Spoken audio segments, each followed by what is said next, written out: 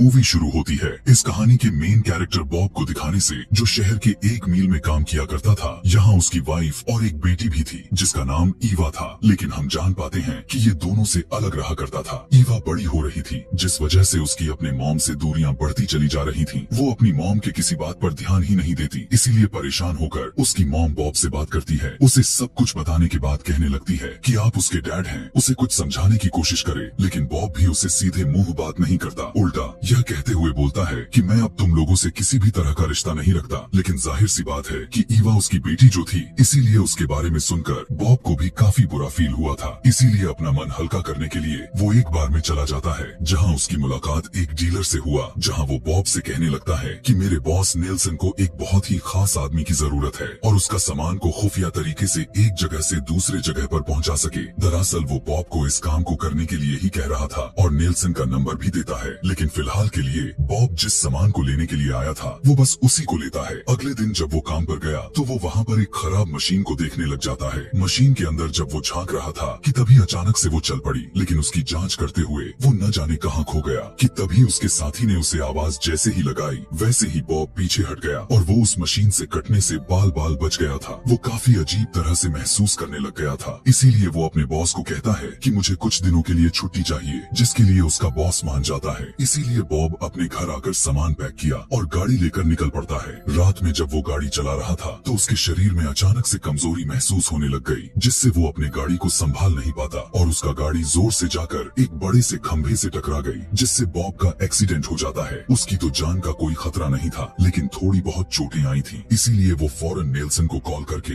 इस बारे में खबर कर देता है कि उसकी गाड़ी की एक्सीडेंट हो चुकी है, जिसके बाद वो जल्दी से एक पास ही बने कैफे में चला जाता है। वो यहाँ के वॉशरूम में आकर अपने हाथ से ही अपने खून को साफ करता है। उसके पेट में तकलीफ महसूस होने लग गया। उसे लगने लगा कि शायद वहाँ भी चोट लगी होगी। उसे देखने के लिए वो अपना शर्ट हटाता है, लेकिन देखने को मिला कि उसका शरीर ही गायब हो रहा था और उसकी पसलियों वाली जगहों से हड्डियां नजर आना शुरू हो गई थी। बॉब यह देखने के बाद थोड़ा बहुत घबरा गया, लेकिन अपनी मलहम पट्टियां करके बाहर आ जाता है, जहाँ कुछ ही देर में नेल्सन भी आ गया। उसके पास आकर वो उसे बताने लगता है कि मेरी गाड़ी काफी खराब हो गई है, जिसको ठीक करवाने के लिए मेरे पास पैसे नहीं है। उसकी बात सुनकर नेल्सन कहता है कि तो फिर ठीक है, अगर तुम मेरा सामान पहुंचाने वाला काम कर देते हो तो मैं तुम्हें पैसे भी दे दूंगा, जिससे तुम अपनी गाड़ी ठीक करवा सकते हो। अब जबकि बॉब के पास और कुछ चारा भी नहीं बचा हुआ था, इसीलिए उसे नेल्सन की बात माननी पड़ जाती है और नेल्सन उसे अपने घर लाता है। फिर अगले दिन वो बॉब को लेकर जंगल में आया और भालू को गन से शूट करके मार देता है और उसी मरे हुए भालू का सर काट कर एक बॉक्स में रख दिया। अगले दिन नेल्सन उसी बॉक्स को बॉब को दे देता है। इसमें दरअसल उसी भालू के शरीर के पार्ट्स थे।